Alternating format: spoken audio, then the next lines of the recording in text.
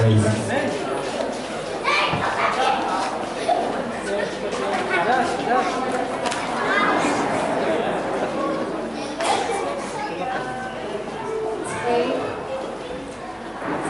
Panginoon sa kabulihan ng mga Panginoon sa amin. Salamat Panginoon kung wonderful gift na pinapulog mo po sa mga bata and Lord God at pinagkaloob din po nila Panginoon ito para sa inyo. For your glory of God. O Lord Jesus, nandito po Panginoon ang salamin Panginoon na nalipon po namin para sa inyo.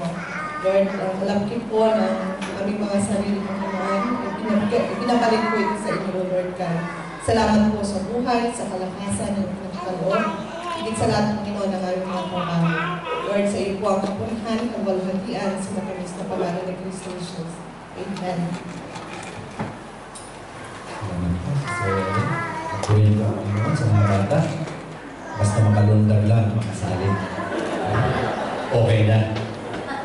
So, meron po tayong bisita. Welcome po sa Filipino Evangelical Christian Church. Pwede pong tumayo sandali. Si Sister Maria Salvacion.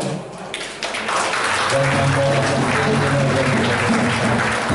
At meron pong lalaki sa iyo. Huwag ka pong matakot. At meron po siyang bibigay sa iyong regalo.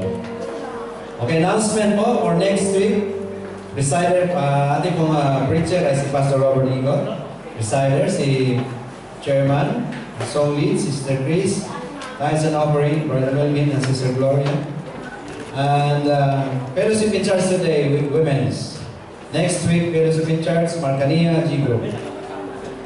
And meron po tayong prayer meeting every Sunday. Huwag po kayo mawawala sa Sunday. Kami po ni Sister Alma, ang presider, and devotion, spiritually. At for those, again and again, kung wala pa kayong mga G groups para po makasama kayo sa Bible study, tingnan niyo po sa bulletin kung saan kayo mas malapit. At nandyan po ang mga telephone numbers. Tawagan niyo lang po kung gusto niyo mag-attend ng Bible study. And we have a celebration or an outing tomorrow. Bukas na po ang ating outing. Lahat po tayo invited sa Jumeirah Beach. Mayroon po tayo sasakyan dito. Magantay po na hanggang 6 to 6:30 ang sasakyan. Exactly 6:30 po alis ang bus. So kung wala po kayong sasakyan o mas maganda wala kayong sasakyan, para po magsama-sama tayo sa bus. At eksakto po 6:30 alis po ang maga dahil marami pong tao sa Dubai. Baka po mahirapan tayo pag mali tayo. So kung wala po ka ng 6:30, abang po kayo dumating at wala na po ang bus, pasensya na po kayo, hindi na po kasalanan ng organizer. So pumunta po tayo maga. Ngayon, kung gusto nyo humabol, welcome pa rin po kahit hindi kayo sumakay sa bus. Makipag-ugnayan po sa mga telephone number sa bulletin. Lahat ng mga elders, tawagan nyo lang po kung halimbawa hindi kayo makapunta at marami kayong may sasakyan. Invited po lahat, members or non-members, na umaten ng PCC. Punta po tayo lahat bukas. Pat bless po, pat bless. Further announcement, Pastor? Pat bless po, pat bless. Praise the Lord. So, katulad po ng invitation ni Kuya mo kanina, those of you who would like to enjoy your day tomorrow, dahil holiday po yan, please come and join us. 6 to 6:30 po, sapagkat kailangan po marating yung bus doon na maaga para makapag-park. Mahirap pong parking doon. And ang dadalhin nyo lang po yung mga sarili at yung inyong pagkain pala. Baka mamaya, wala kayong pagkain eh. Magugutom po tayo. While others will bring more than enough. Again, we have to encourage you to bring also. Plus the 5-year entry yata. Yung entry yata doon. So, yun lang po dadalhin natin. And sana po ay makasama namin kayo bukas. Please come at 6 to 6:30 tomorrow. Nandito po ang bus dito sa harap ng ating compound. Okay, darating.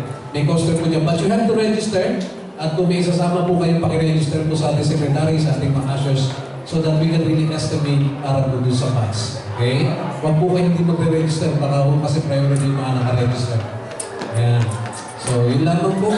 And we have an urgent meeting para sa council, para po sa ating event tomorrow, just 15 minutes after ng ating eating time sa labas. Okay? So, in-invite na yan po namin ngayon tumayo. Tayo po yung magawa ka sa panalangin. And we are going to end up in our prayer.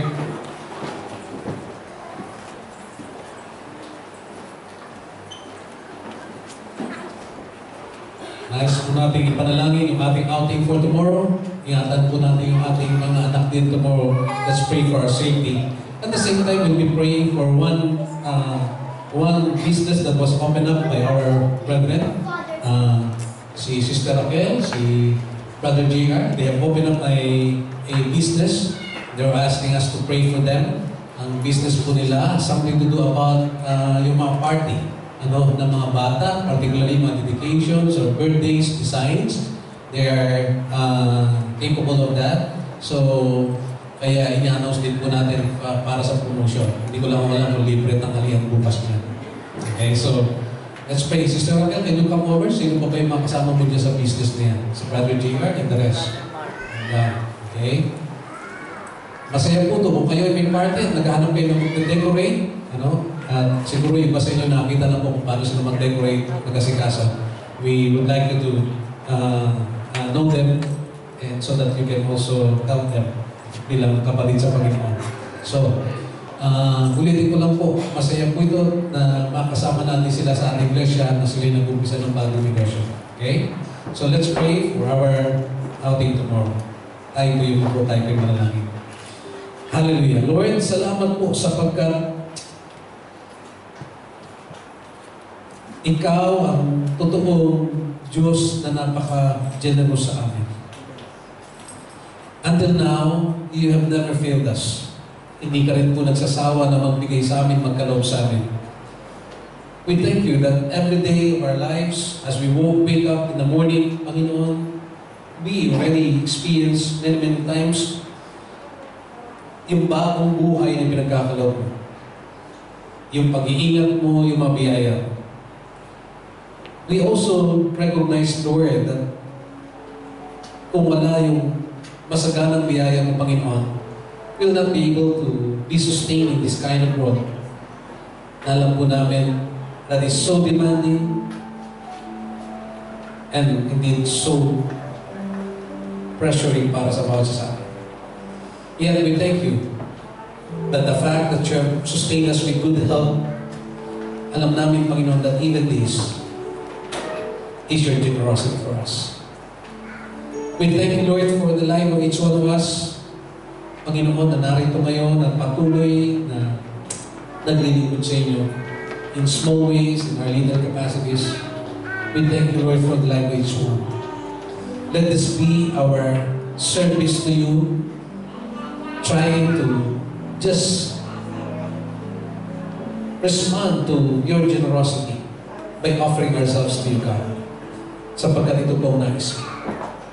Lord, as a family, we would like to commit to you ourselves tomorrow as we go out and have a time of fellowship in Jumeirah, in Dubai.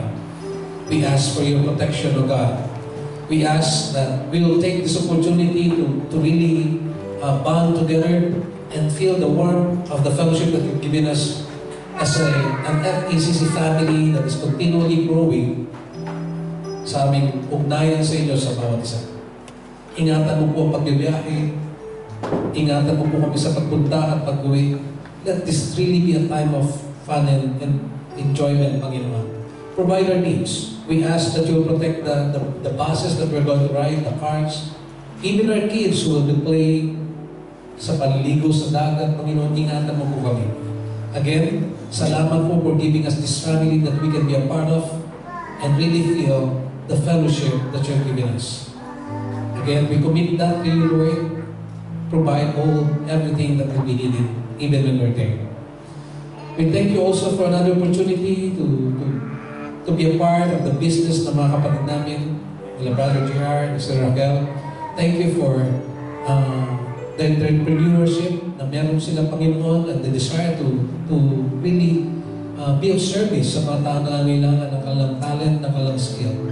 We ask that you bless this, O God, and prosper this. We ask, Lord, that we will be the one to keep our clients so that through this, O God, mas lalo pong makita nila na ang ng Diyos ay totoong pinagpala mo ng mapagkaalaman at karunungan at ng kakayanan.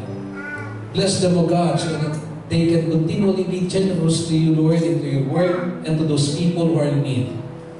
Bless each one of us, Lord, as we part ways. temporarily, ingatan mo po kami, Panginoon, sa pag-uwi namin. Bless our time of fellowship even as we go out and eat the food that you're preparing for us. Again, we thank you for the life of Israel. We bring back all the honor and the praises to you. This is our prayer. For in Christ's name we pray. Amen.